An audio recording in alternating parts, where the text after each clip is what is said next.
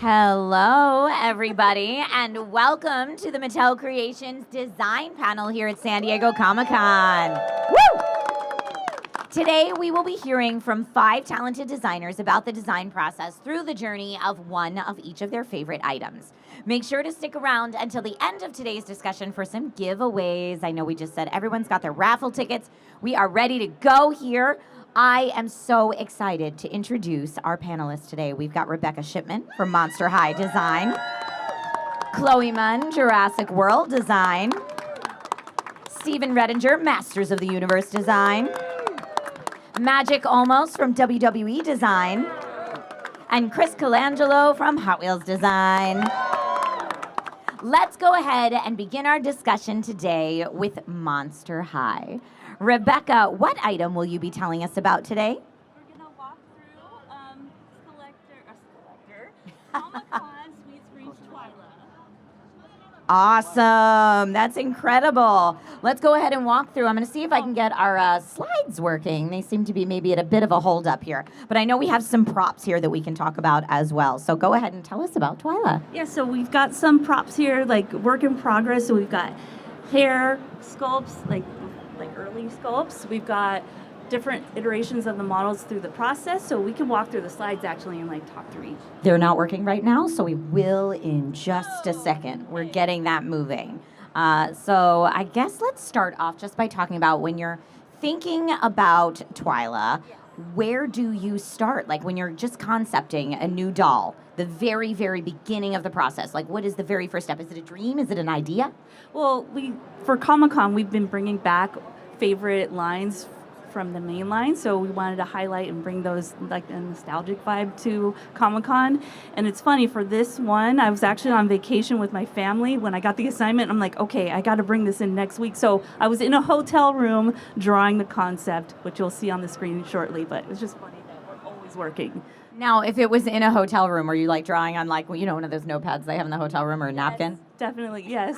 A notepad, for sure. It's this big. All right, we love to see that. And then when you come in and you're collaborating with everyone else, I had this idea in the hotel room. Oh yeah, I was messaging Alina in real time that I wanted to do Twyla Sweet Screams and just have her goopy and awesome looking. She is definitely goopy and awesome looking, so you can see her just back here on the slides. She's incredible. Thank you. Yeah, the photography just helps too with the lighting, but yeah, I love this doll. So here is the slide. You'll see different iterations of Twyla. I was playing with different hairstyles, trying to figure out what her fashion would look like and her shoes, especially the shoes, because we have killer shoes every time. So you'll see on the far right is where we landed for approval. On the next slide, you'll see that this is the hair and face. So on this sample right here was the first sample where we were trying to nail that cotton candy hair, but it wasn't working. We wanted it to be bigger and frothier and more epic looking, so we did land here with the big curly hair. And then on the left, you can see where we have mainline original Twyla and how we wanted to really push the makeup for this doll. So you see the right-hand side with the black goop seeping from her eyes. She's got buttons in her pupils, and those eyes glow in the dark. I love that. You can really see the difference that the makeup makes. It gives it that pow. Yeah, yes. So here, from my B sheet, it's kind of like paper doll style, where I'll pull the little accessories individually to help with our sculpting team for reference. So you see that on the left, and then you'll see what it looks on a 3D model of each piece. And of course the shoes are my favorite, and it's hard to see here, but there's little skulls floating on the platform. I love it. So fun. So fun. All right, let's get... Oh, there we go. Hold on, back one. So next is soft goods. So I have different iterations. We go through different stages trying to figure out what the fashions will look like. So we've got this weird iridescent one with the little candies inside. Lots of tulle, never-ending amounts of tulle.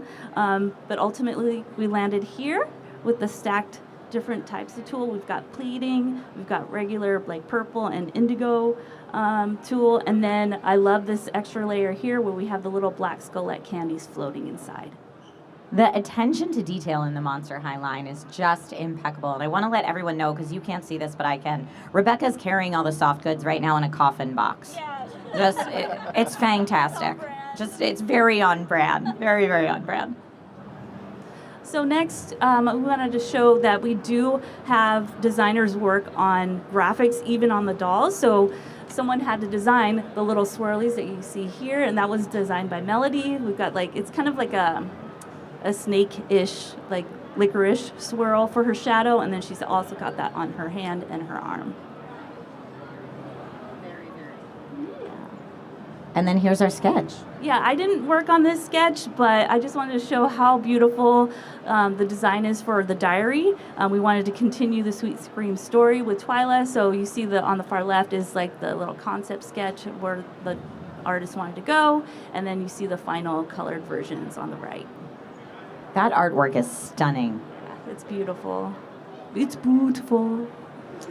Okay, so this is the middle model. So we go concept to middle, and you could see the colors were very vibrant, but okay, I like vibrant colors, but I also wanted dark and spooky. So we did change the colors to that indigo and plum and purples for the final dress. And then this is our final model.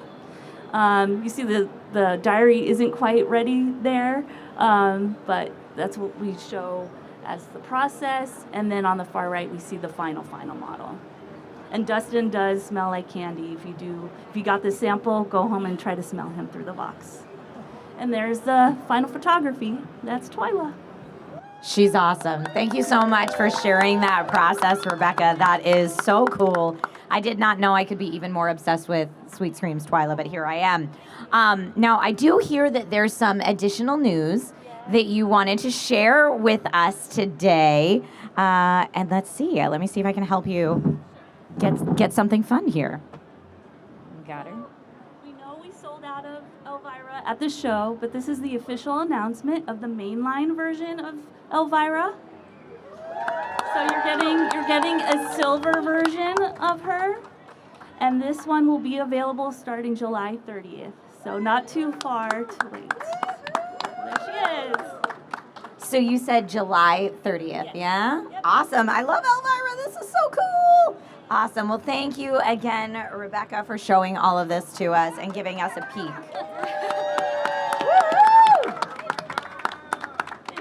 Awesome. Okay, moving on next, we're going to toss things over to Chloe, who is going to tell us a little bit about a certain dinosaur that we'll be taking a little behind the scenes into today. Okay, so we're going to talk about Quetzalcoatlus today. This species has a really epic moment in the Jurassic World Rebirth movie, so we all knew we had to make this dino to our mainline. So, so we wanted to create something that felt true to the content and that has a fun feature for kids to play with and for collectors too. So if you look at the concept page, if you look at the concept page, can we go through the concept page again? Yeah, let me Here we- Oh, back? Concept page. Yes, the illustrations. Okay. Sorry. So there's two different modes for this flying dino. It has a natural setting pose, which is the neutral pose of this dino. And if you press the back of the button, it will spread out the wings and it will turn into the flying mode. And it's totally kids powered play. So if you move up and down, you can play like it's flying. And the awesome thing is it makes a cool roaring sound. If you press the other button on the top, it will chomp as it roars. And the best thing of this dino is the wingspan is the widest that we have ever made. So it's almost the same size as the T-Rex side profile. Wow. So it's so big. Very cool. Because this dino is considered the biggest flying dino in the movie. So yeah. Awesome. So next, moving to the deco page. So this dino was designed while the movie was being made. So the sculpts, colors weren't final. So we were keep adjusting as we got the latest asset from the movie team, so we make the content accurate dino. So it took several passes to lock this color down. And the next page, so once we got a solid sculpt, we moved to prototyping. So we wanted to test the actual flying features works well, and we tried different materials, like should we use plastic wings or fabric wings, and we ended up using the fabric wings because it's perfect for, it perfectly folds down when it's in a natural sitting down pose. So I think it's perfect, and yeah, we went so many iterations to make it until it works perfectly. Awesome. Yeah, so I am. Oh, I love a show and tell. Let's do it. So this is the final product, and you can see it's already out. Yeah, it's already out. So I'm so happy to say this all come together, and it's really fun. It's like straight from the movie. So I'm gonna demo the dinosaurs. So in a neutral state, it's sitting down like this. So you press the top back button. Sorry. So it's gonna move the wings open, and you can always sit down, and then you do a cool flapping. So it's like flying away to attack, right? And then you can also press the button as it's like flying, so you can make it as alive and make sounds. I can't. Hope you guys hear it. So, Amazing. yeah, it's so fun, and I think it's the best flying dino we have ever made. That is so awesome. Thank you for sharing all that, Chloe. Let's make some noise for Chloe. That was awesome. I love the demo, too. It really brings the magic to life. That was very cool. All right, Steven, I know this crowd is ready to hear about Motu. What item are we getting a look inside today? This is the Turtles of Grayskull Skele-Shredder. Woo! It's our con exclusive this year for Masters of the Universe. So one of the things I wanted to talk about, as you can see on the screen right now, there's some snippets of mini comics, kind of stepping back to when we first started the journey with this line. We wanted to, make the most of this collab and have as many characters as we possibly could. But because some of them become sort of, new characters because of the mutation that the ooze causes, we needed to have mini comics with them to tell that story. So that's why I have in the background of this image some of the artwork by the great Freddie Williams. Awesome. So starting with the concept, we had so many concepts for, what would make a great mashup, if you will, of different figures for the line. And actually, Skele-Shredder was one of the first ones that we knew we had to do. Knowing this was sort of a capsule collection, we decided that we have to do it, but let's save the best kind of for last. In our minds, I hope you agree as well. We've got some other shredders in the line, the more Eternian shredder than the snake shredder, but we really felt like you can't go wrong with the Skele-Shredder. He actually has 3 modes.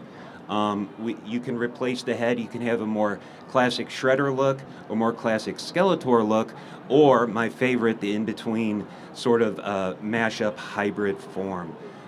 This was a pleasure to work on, getting to do the throne. There's a lot of detail going into the work at the back of the throne. These pieces are removable. I promise they're removable. So they can be used as weapons by him. He is easily removed from the throne. And not only that, but you can actually get a 4th mode and take this giant shredder head off the top, and it looks really cool on the figure as well. So this is the design start package. This is pretty much where it all begins. This is the concept that gets sent to our Asia partners in design that will start making and sculpting the toy. And going on from that, we have some. These are sculpts, so we go back and forth with in-house sculptors and our Asia team to work on these. And these are some of the comments that I'll make. Just tweaking everything to try to make it as perfect as possible and get this vision across. Very, very cool. All right, so we've got the sculpt. We're looking at the different parts breakdown. I love that you demoed that they can come off for us. That's really great. And then for the final sculpt, is there anything else you want to add for us? Yeah, so one thing I don't have here that usually comes later is the soft goods. Just wanted to bring attention to the coming together of the foot and the dark magic of Skeletor with Shredder. So that's what those flags will be here. So it really completes the scene. And I also didn't want to neglect to shout out to Lawrence and Roy for the packaging. It looks great, and it really makes this a more interesting display piece when you finally get it with the packaging all together. It's in the case over here if anyone would like to get a look at it. So Yes, we have the packaging there. It's so cool. It really does look great. And then we have our prototype up here as well. all different colors. I always love to see what kind of random colors we get when we get the prototypes. It's always interesting. Some of them are pretty cool and wouldn't mind going that direction. But yeah, there's Skele-Shredder. That's what we did. All right. Thank you so much for sharing that with us. We've got this slide up now that shows all the deco. It's really, really well done and very, very detailed. So thank you for that look. All right. Let's hear it one more time for Steven, sharing all things Masters of the Universe and Skele-Shredder. Next up, I want to hear from Magic. Magic, what WWE superstar are we getting the behind the scenes on today? Today we're looking at the Defining Moments Penta. Woo-hoo! First time in the line, ringside exclusive. Really fun, a cool figure. Awesome. Well, tell us how Penta came to life. So the really cool challenge about working on WWE is that they're real people. So we're recreating like actual people into plastic, basically. So it's really it's a challenge and a reward because you get to see how much they like it and you get to see how much it means to them and their families. So it's always like the best part of it, just trying to do the best and try to make it as special as possible for these people, because they will yell at you if you don't do it right, or tweet, which is even worse. Oh no. And then we can start with the concept. Okay, perfect. So for this one, I wanted to do something kind of break frame and special for this. So since he's wearing a mask, I wanted to take advantage of that by using interchangeable mouths. So you can do different expressions and different moments in time, basically. Basically, trying to tell a story through the figure by including some accessories that are unique to him and show his iconic strut, show his iconic set of meadow hands. Like, there's so much stuff that's unique to him that we wanted to put all in here, so it's all encompassing, especially for a defining moment. This is his debut look, so I wanted to make it really special in that way. That's awesome. Yeah. So this one shows throughout the process we try to do things as authentically as possible and recreate a likeness as true to life as possible. So there's a lot of going back and forth with sculptors, trying to get the proportions correct, trying to get the wrinkles correct, trying to make it as playable as possible so it's fully articulated so you can pose it, trying to do just like everything just to make it literally as the best figure as it can be since we're doing this from scratch, basically. Do the next one. So this was the final sculpt showing all the pieces and all how it came out, basically showing this version of it in the gray. From here, we did do the output, and if we go to the next slide, we see stuff in 3D that we don't see in actual images. So we can see like the mouth is too far forwards. We need to recess it. This little flap here sticking out too much. We need to like recess that also and make it seamless here. So there's a lot of stuff we discover along the way in the pursuit of making it as authentic as possible to really take it to the next level.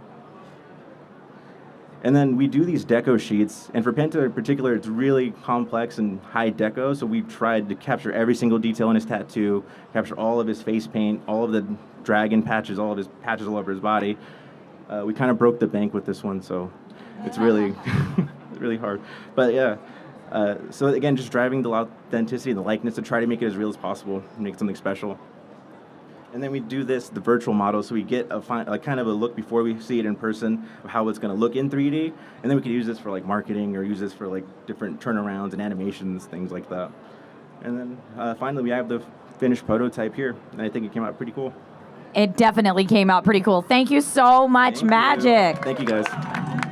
Woohoo! All right, folks, last but certainly not least, Hot Wheels. Chris, what have you got for us today? Hey everybody, so what I'm going to walk you through is actually our con exclusive. It's the Jaws item. Go to the next slide. Woo! I've been trying to do this one for a long time, but this being the 50th anniversary was the perfect opportunity for us to actually get this in the line. Go to the next slide, you can kind of see. So what we'll do is we'll start with an initial concept. It'll be sort of like a mood board with different scenes that we want to recreate. Specifically in this case, it's the you're gonna need a bigger boat scene. We knew we wanted to do that one from the very beginning. But again, we'll do a quick concept sketch that you see on the bottom. Our packaging team will also do a really rough sketch you can see to the right, and we'll send this off to Universal. Once we have their blessing, we'll kick off the whole entire process, and I'll walk you through that right now. So the first thing we do is we'll print out an initial sculpt. What this does, it helps us to figure out if there's any things that need to be changed. Like, is there anything that's too small that might break? You can see like the shark was kind of tipped forward. We knew we wanted to fix that. So this is sort of our debugging stage that we start the process with. And then after that, we'll do another handmade model, and this will be our deco model, where someone will actually paint it one-to-one with what we want to do. Again, see if they want to do any changes, show it to the studio, see if they're okay with it, and if everything's working out okay, we'll go to the next stage of the process. This is actually one of my favorite stages. It's our first shot. This is the first time we actually see the product in plastic and in die-cast. But again, it comes in wacky colors. We don't know what colors we're going to get, so it's always a surprise, but it always looks the coolest. But again, at this stage, we can make tweaks here and there. Things aren't fitting. There's some gaps, but we're able to fix things at this stage. And then when it goes to the FEP that you can see next to it, this is, again, in plastic, in die-cast, and then all the deco that we got approved. So it's really the stage right before we're ready to make the final product for sale. This might be a silly question, but what does FEP stand for? Final Engineering Pilot. Nice. It's a lot of acronyms. The actual word may not make sense to anybody else here, but that's what FEP is, yeah. Cool. And then this is the final product. So it came out really cool. The packaging team did a great job of recreating that scene with a diorama. The product came out awesome. But yeah, I think I was really happy with this. I think everybody else was. So yeah, that's Jaws' 50th anniversary.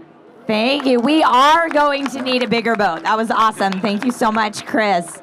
All right, folks. We do have some time now. If anyone has any questions for our panelists, you are welcome to raise your hand, and we'll have someone come around with a microphone and get those questions.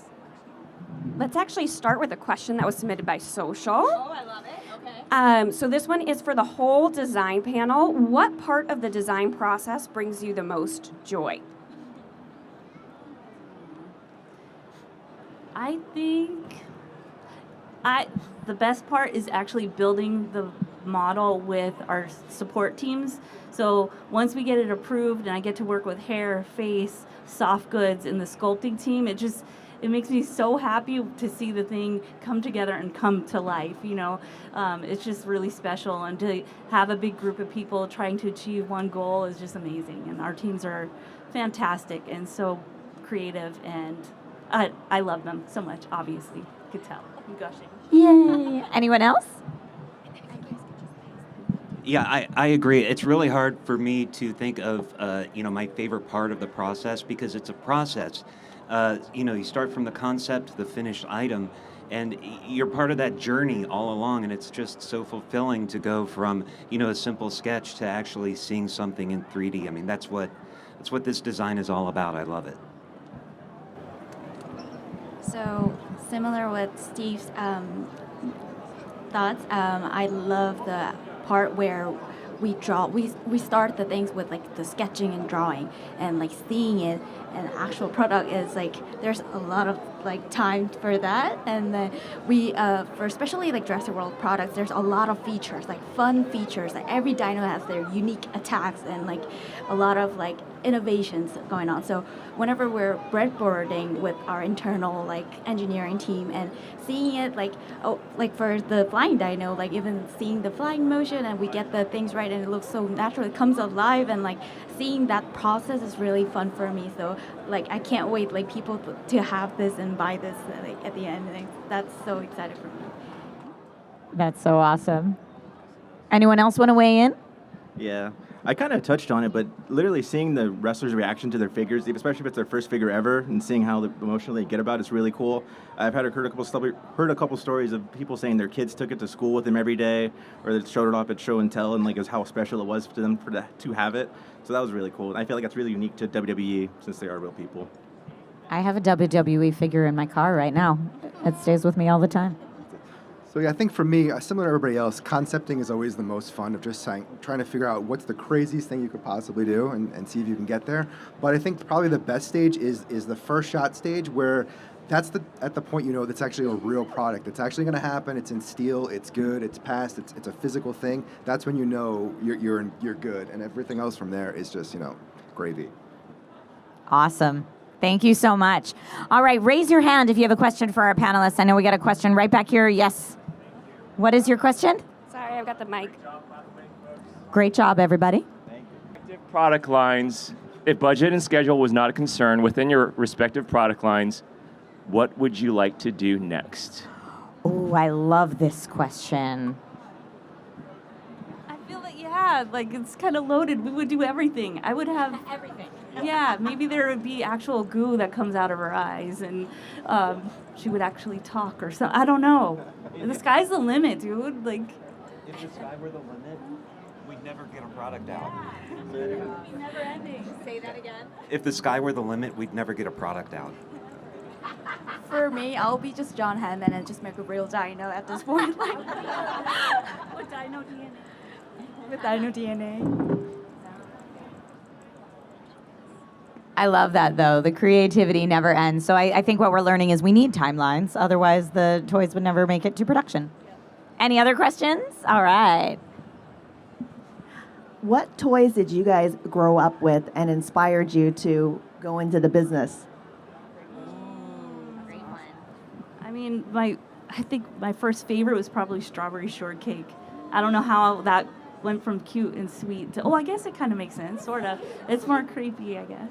But yeah, strawberry shortcake.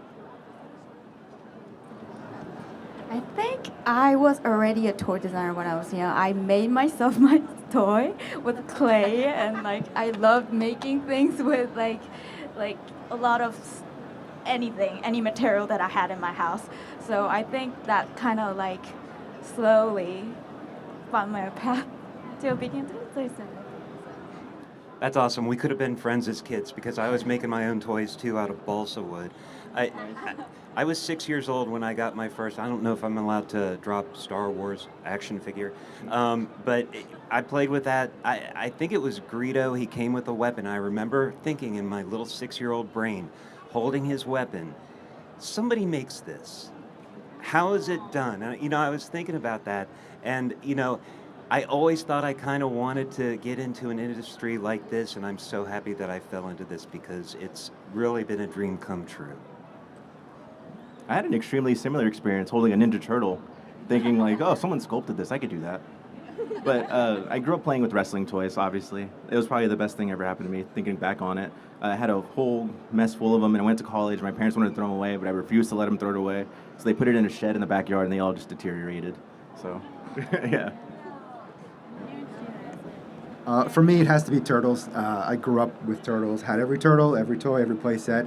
I think just that kind of sparks your interest in the industry, but it's something that you don't lose as you get older. So turtles was definitely my main influence. Awesome. Next question. Thank you. Hey, I'm just curious to know what would be your dream collab for each of you? Hold on. I'm trying to think what I could legally say. Hold on. I guess the Dream Collab, there's a lot of wrestling promotions throughout the whole world. There's a lot of legends that aren't available through WWE, so maybe getting some of those names in the line and trying to work through that and getting some more legends from all over Japan or Mexico or something like that. That'd be really fun. I'm going to cheat a little bit because my dream collaboration was Nintendo, and we actually did get to do Mario Kart, but to me, that was the end-all, be-all of Hot Wheels for me, was Mario Kart. Yeah, I don't want to cop out on the answer, but I have to say I'm working on the Thundercats crossover right now, and I got home from school every day and I'd watch Thundercats, and I love the team and I love working on this stuff. So another great full circle moment for me. I don't know what I'm going to do now. I personally really want to make a Chucky dino that rips out of the box, that attacks. It's my personal wish. Any Universal monster, just Frankenstein, Chucky, I think it's so fun. Yeah. So that's my dream collab. I feel like I've already reached it with her. Like, she has always been my idol since I was a kid. Universal Monsters as well. But there is one that's coming this Halloween that I cannot say a word, but it is so epic, and I can't wait for you guys to see it. It's so cool. It's amazing. I thought you were going to drop it right here, Rebecca. I can't. No, okay. Scream it, but I can't. We will just have to wait. And the Chloe-Rebecca collab on the Creepy Dino, I'm excited for this to happen. It's going to happen. It's going to happen. All right, any more questions? I was wondering how long each of you guys have had the jobs that you're in right now. Ooh, that's a cool question. I've been with Mattel for 15 years. I've been in the industry for about 20, yeah. I'll be the smallest. It's been just 5 years at this point. I think I've been in the business almost 30 years, but I'm actually celebrating my 10th anniversary with Mattel this week. I've been in the industry for 13 years, and I'm back with Mattel. It's my 1-year anniversary pretty much this week. I've been designing toys for 20 years now, and Hot Wheels specifically for about 12. Yeah. So we got the expert panel up here for sure. Thank you all so much for being here. All right, do we have time for more Q&A? Maybe one more? Okay, time for one more if anybody else has a question. Otherwise, we're going to move on. We got one more? Okay. All right. Perfect. We are going to move on to our giveaway. Thank you all for your patience. Now, we have 10 items we'll be giving away today, 2 from each of our awesome properties that have been up here that we've been learning about today. So let's go ahead and start off with Monster High. We've got 2 Monster High Wednesday Addams to give away today, and our 2 winners are 260-6893. 260-6893. Do we have anyone who matches that? All right, we got 1 winner. Our next winner of Wednesday Addams from Monster High is 260-6880. 260-6880. Congratulations.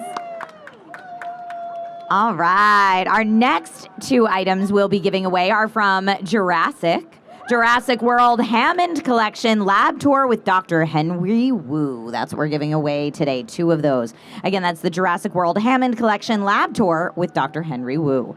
Our first winner is 260-6912. 260-6912. Anyone? All right. Oh, yes. 260-6912. Awesome. All right. And our second Jurassic World Hammond Collection Lab Tour with Dr. Henry Wu goes to 260-6918. 260-6918. All right. Congrats. Okay. Yes. All right. Next up, we will be giving away from Masters of the Universe 2 Motu Origins Night Stalker vehicles. All right. Let's go ahead and draw our winners. That one? You get to draw the winners. That's a lot of pressure. 2 tickets, please, my friend. Thank you. All right. For the Motu Origins Night Stalker vehicle, our first winner is 260-6894. 260-6894. We got a winner right over here. Hey, congratulations. All right. We got that vehicle, the Motu one. No, I don't think that's it. Nope. Let's see. Okay, perfect. Got it. Okay, and our next Motu Origins Night Stalker vehicle goes to 260-6884. 6884, right back there. All right. Next up from WWE, we are giving away 2 WWE official retro rings. 2 WWE official retro rings. And our first winner is 260-6906. 6906. Congratulations. Our second winner of our WWE official retro ring, 2606891. Hey, I heard her. Oh, yes, it's you. You got it. All right, and our final two giveaways of the day today are from Hot Wheels. We'll be giving away 2 Hot Wheels Elite 64 Pandem Datsun 280ZX. Our first winner is 2606903. All right over here we've got our winner. And one more. 2606900. 2606900. Oh, wait, right over here. All right, congratulations to all of our winners today. I want to thank you all for coming and sharing in this discussion with our fabulous panelists. Thank you all so much for your insights and your time and your creativity and making these collectible items that we all hold so dear. So thank you, and everyone have a fantastic rest of your weekend here at San Diego Comic-Con.